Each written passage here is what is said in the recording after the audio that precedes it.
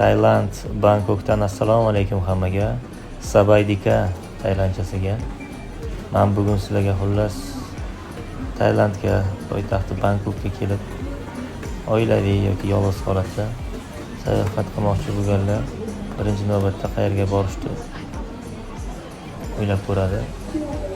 O'sha maskanlardan bittasini men bugun obzorini qilib beraman. Bu joy nomi Ikon Siam katta maskan. Tailandda bilasizlar, juda ko'p joy bor sayohat qilish uchun kerakli regionlardan Pattaya, Phuket, Pho. Shulardan bittasi Bangkokda keladigan bo'lsanglar, agar mabodo mana shu maskanga tashrif buyurishlaringizni maslahat beraman. Juda chiroyli joy.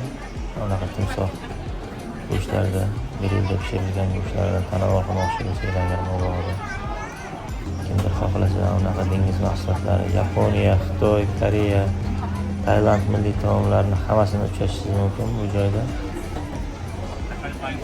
Mana akamiz sillatga istoshyaptilar.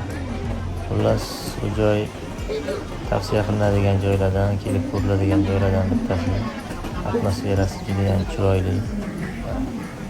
O'rtada hovuz, kiyimchalarni qo'yib qo'yishibdi.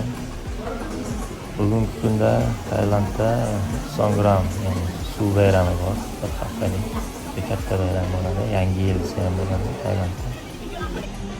Mana shu oilada kelsanglar, judayam chiroyli bo'ladi. Milliy kiyimlari Tailandda, o'zini ayollarini. Va bu yerda o'sha dunyoga mashhur brendlarni ham ko'rish mumkin. Mana Songkran 2025 dunyoga mashhur o'sha brendlarni ham topishinglar mumkin. Va bu maskan juda katta va o'sha chiqishda ham Riverside bor. Riverside'da kruzlarga minib shu dengizda, shu daryo bo'yicha 3 soat davomida sayohat qilib, tomosha qilib ko'rsatib beradi. Big Buddha bor bu yerda.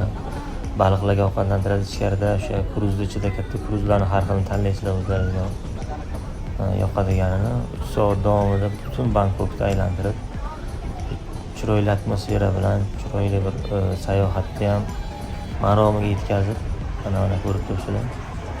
Ichkarida o'yin kulgu, hamma narsa all inclusive. Marhamat.